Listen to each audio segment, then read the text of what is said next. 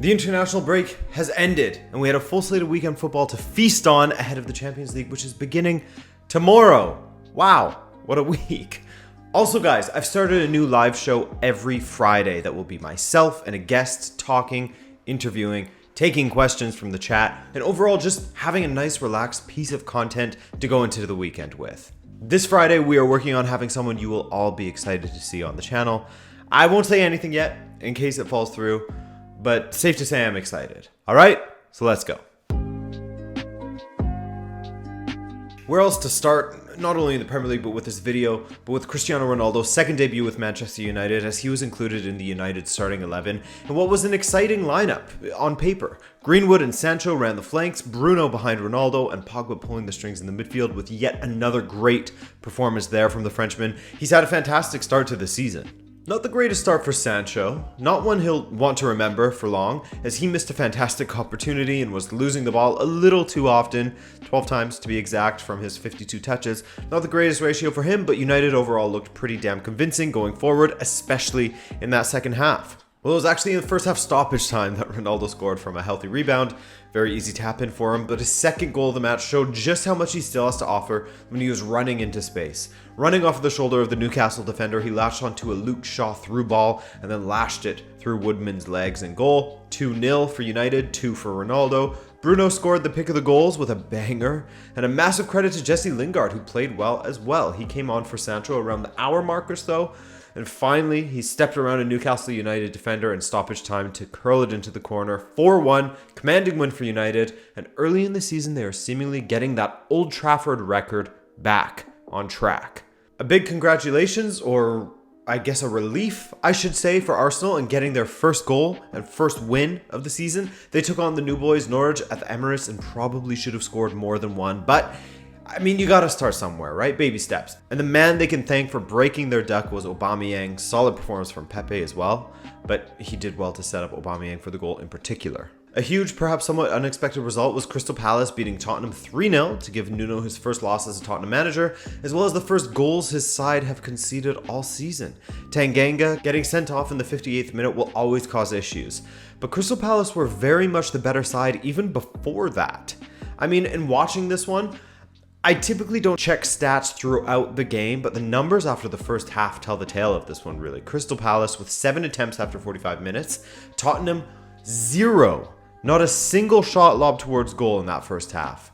Then, when Tanganga was sent off, that only exacerbated things. A penalty from Zaha opened the floodgates, with new signing Odsonne Edouard getting off the mark with a brace. It is great to see Brighton getting the wins that they have deserved over the last year or so. This weekend they went away to Brentford and their miserly defense got them through for a 1-0 win. The goal coming from Leandro Trossard in the 90th minute, right at the death. Man City also got a 1-0 win as they went away to the King Power Stadium, with Bernardo Silva having his best performance in a while for City, in my opinion at least. He chipped in with the goal, he pressed incredibly well, he was seemingly doing everything right, or at least closer to such, in comparison to his prior form with City, where he had some people a little bit worried, myself included. West Ham were held to a 0-0 draw at St. Mary's against Southampton in what was a fairly even game. Hasenhüttl will have been cursing the heavens for that strike that went off of the woodwork in the second half. After some solid performances, but no luck to speak of, Bruno Lage and Wolves got their first win this season away to Watford. They required an own goal from Sierralta to get them off the mark, but later on, Loni Hee Chan Huang grabbed a goal for Wolves, 2-0 for them.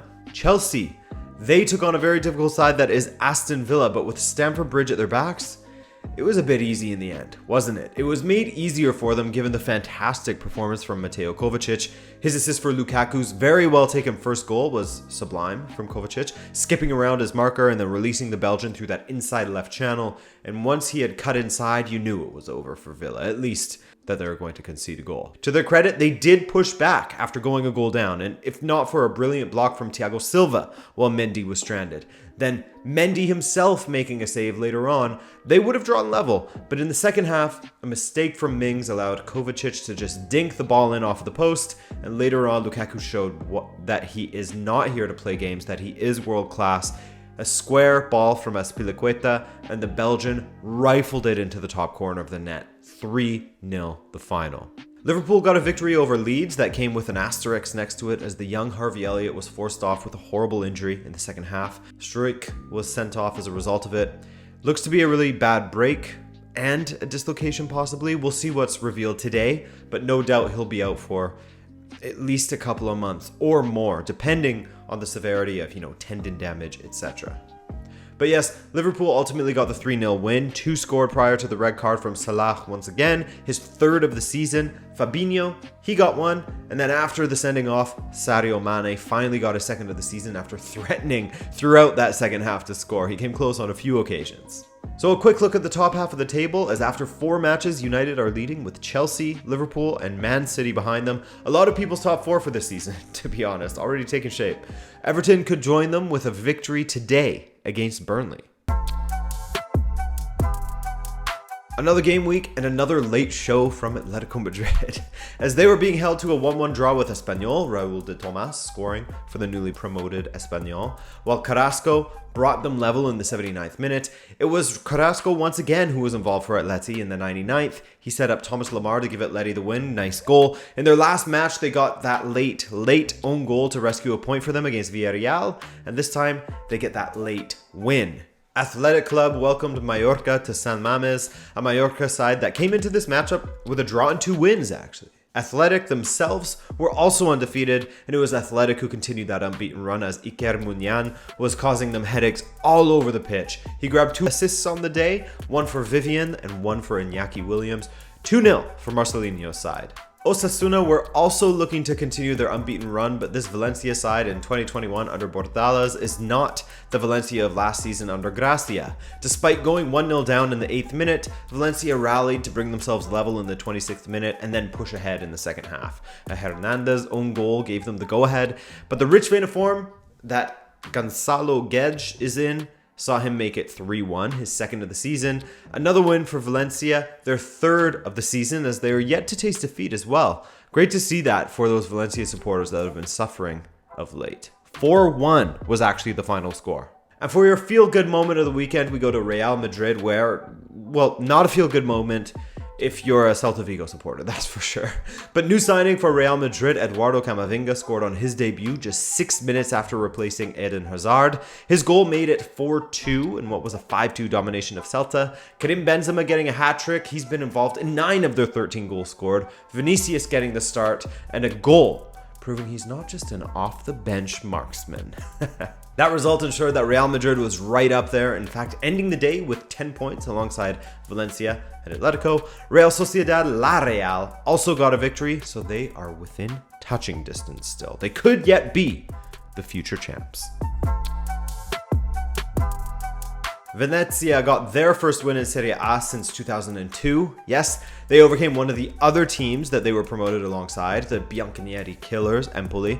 Thomas Henry and David Okereke scored the goals for Venezia before a late penalty from Bajrami gave Empoli some hope, but given it was the 89th minute, Venezia were able to hang on. Speaking of killing the Bianconeri, another limp performance was put in by Juve, as you could definitely argue they showed a lack of mental fortitude, I guess, against Spalletti's Napoli. After taking the lead early, about 10 minutes in, shout out Morata for getting a goal, Napoli came back via Politano in the second half, and from there, Juve, they just seemed completely toothless. The Napoli domination was already set in prior to that, but the second half felt like one-way traffic. Late on, Koulibaly got the winner, and from 3 matches, Juve haven't registered a win yet.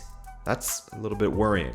Zappacosta got the start for Atalanta in their 2-1 loss to Fiorentina at home. It was the opposite flank that could be blamed for the goals that Fiorentina scored, as Jimsiti and Mele didn't exactly cover themselves in glory, the latter of which giving away a penalty to Fiorentina. They actually got the win thanks to 2 penalties, both converted by Vlahovic, and Atalanta's goal, that was also a penalty. Just penalties in this game. Inter were held by Sampdoria this weekend, a Sampdoria side that is yet to taste victory. Federico Di Marco and Lautaro Martinez got on the score sheet for Inter, but 2-2. It's 2 4-0 losses in a row for Salernitana, as even Franck Riveri couldn't save them off of the bench. Ansaldi got a brace of assists for Torino. Sanabria, Bremer, Pobega, and Lukic all grabbed the goals for Torino. Emphatic victory for them after such a difficult season last term, and 2 2-1 losses to open this season. AC Milan completely overrun Lazio on Sunday, looking way closer to a finished product than this Lazio side that are, still adapting to Maurizio Sarri, though their first 2 matches were so great. The movement of Milan was just too much for them, with Rafael Leão scoring a lovely goal. Guy is too talented to be so unreliable, so it's great to see him score. There's always a chance you can make it a habit after you get one, Later on, with Lazio's backline constantly getting stretched by Milan's left flank, Rebic waltzed in and played a perfectly square ball to Zlatan to tuck away for 2-0. That was that. A bit of a fracas on the sidelines between Zlatan and Sarri, with Sarri getting a red card. Things were looking great for AS Roma in the first half against Sassuolo, Brian Cristante giving them the lead, but in the second half, everything changed once Gianluca Scamacca came on for Sassuolo, and his energy on the ball was a major lifeline. With every touch, he was either forcing a save out of Patricio, drawing players around him, and distributing the ball well, as he did with a great cross-field ball to Berardi, who swiveled and squared to Jurisic. Well-worked goal, even though the finish from Jurisic wasn't the cleanest. Thankfully for Mourinho, his side woke up after they conceded, at least a little bit more, but they still had to call on Patricio over and over in order to keep things level, thanks to that Sassuolo counter. But in the dying moments, Stefan El Shaarawy got the game winner to keep Mourinho and Roma's record at 100%. Big scare at the end as Scamacca controlled well and converted brilliantly, but it was called back for offside. So 2-1 AS Roma. As things stand, after 3 matches, AS Roma are top with AC Milan, Napoli just behind them. Inter and Udinese are on 7 points apiece as well. Juve, if you're looking for them, you gotta drop down to 16th to find them at this moment. We had some questions as to how Nagelsmann would do against his former side RB Leipzig going into this weekend. Myself and Manuel Veth, who joined me last Friday, were talking about that at length. And that question was answered with a 4-1 victory for Bayern away to RB Leipzig. This Leipzig defense, after losing Konate and Upamecano, you can understand why they are struggling at the moment. And boy, did they struggle against Bayern. On a different day, this score would have been ugly. Bayern could have had 6-7 goals. Take your pick. Lewandowski got his 6th of the season, but it was Jamal Musiala who stole the show for me. He scored right after the half. Nice assist from Alphonso Davies down that left flank. 7 minutes later, Musiala turned provider as he set up a guy who was in dire need of a goal, Leroy Sané. He played well in the international break, actually, and he continued on here. Musiala, looking forward to seeing just how much of an impact he can have this season, just how much he can impose himself on this side. He came on as a sub for Gnabry at the halfway mark, and he was excellent. The most entertaining match of the weekend was no doubt Borussia Dortmund playing away to Bayer Leverkusen, at least in my opinion. The epitome of a back and forth game, really. And Florian Wirtz put in yet another great performance for Leverkusen, as he will likely be the next youngster on the move in Bundesliga. He scored after 9 minutes, only for Haaland to pull one back in the 37th. Bellingham thought he had won a penalty for Dortmund, but that was called back via the video assistant referee. Instead, Patrick Schick made it 3 goals in 4 appearances for 2-1 Bayern at the break. The second half, it was madness, man. Dortmund, they may be leaky at the back, but they can certainly get credit for providing thoroughly entertaining matches this season under Marco Rose.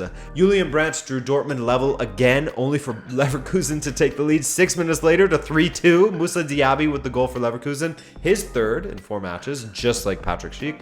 But Dortmund, they rallied, and with Guerrero drawing them level at 3-3, it set the stage for Haaland to score his 2nd, this time from the spot, to win the game and get drenched in beer cups with his teammates by the Leverkusen supporters. Bellingham taking a cheeky little swig of one of those cups. 4-3 Dortmund. Mainz, man, they continue to thrive under Bo Svensson. Great to see, really, as they got a 2-0 win away to Hoffenheim, who are no slouches themselves this season. Mainz are on 9 points from 4 matches. Impressive stuff from them. And some very impressive stuff from Wolfsburg, as once again they got a victory away to the new boys Greuther Fürth, 2-0, Nemecha and Weghorst getting the goals for Van Bommel. They still have a perfect record with 4 wins from 4. Hertha Berlin got their first win of the season, their first points of the season really, as they overcame Bochum 3-0. Huge relief for Pal Dardai to get a side off of the mark for this very young season so far. Suat Serdar got a brace for Hertha, while Derrida got a brace of assists for them. But despite the score, it wasn't all that convincing. Hertha with 3 goals from 5 attempts, 4 on target. Bochum with 18 attempts and just a single goal. One of those games. Eintracht Frankfurt are still struggling to get results over the line this season as they scrapped with Stuttgart, took the lead in the 79th minute via Filip Kostic, and it looked as though this game was a wrap after Stuttgart had a man sent off in the 82nd, only for Omar Marmoush to equalize in the 88th for Stuttgart. Some porous defending, nobody tracking back to pick up the rebound, not great for Frankfurt, again. And with Gladbach winning over Arminia Bielefeld, they got their first win of the season, but it wasn't enough to get into the top 10. Wolfsburg sits atop the table for now with Bayern, Dortmund, and Mainz behind them. Over in France, PSG got their second consecutive clean sheet, which will come as a relief. PSG dealt with the formerly surging Clermont extremely well, getting a 4-0 victory, despite missing many of their South Americans that had left for international duty. André Herrera with the unexpected brace in the first half, then Kylian Mbappe and Idrissa Gueye adding to it in the second half. Monaco's slump continued as Marseille visited the Principality and got a pretty straightforward 2-0 win. Monaco couldn't really lay a glove on them, their best opportunity going wide of the mark in the first half, and they were punished because of it. Amadou Bamba Dieng with the brace for Marseille to give Sampaoli the victory. Christophe Galtier and Nice continue to climb as they won 2-0 this weekend thanks to Dolberg and Guiri. They're on 3 and 4 goals respectively. The opposite of fortunes for Galtier's former club Lille, who lost again, this time 2-1 away to Lorient. With Lyon winning 3-1, they jump up into the top 10, but it's still PSG leading the way, with the top 5 teams all undefeated thus far. Lille are down in 12th for the moment if you're looking for them. And we will quickly wrap up in Portugal, where Benfica got a 5-0 win away to Santa Clara. The biggest win of that game, for me, in my opinion, was actually Darwin Núñez starting to score. Let's hope he can sort of make a habit of that, as the more informed attackers we have, the better. Sporting and Porto was no doubt the most attractive matchup of the weekend, but that ended 1-1 with Nuno Santos and Luis Diaz scoring for their respective clubs. Braga were also held, as this was a great weekend of results if you're a Benfica supporter, as that meant that they stretched to a 4-point lead over the chasing pack at the top of the table. And that's all for this week, folks. A quick one, as I'll have another video out for you very, very soon, maybe sooner than you think. And that will be my Champions League predictions. If you enjoyed this, then a like is appreciated and a subscription is mega appreciated. My name is Adrian. I thank you for taking the time to watch this video, and we'll catch you soon. Ciao!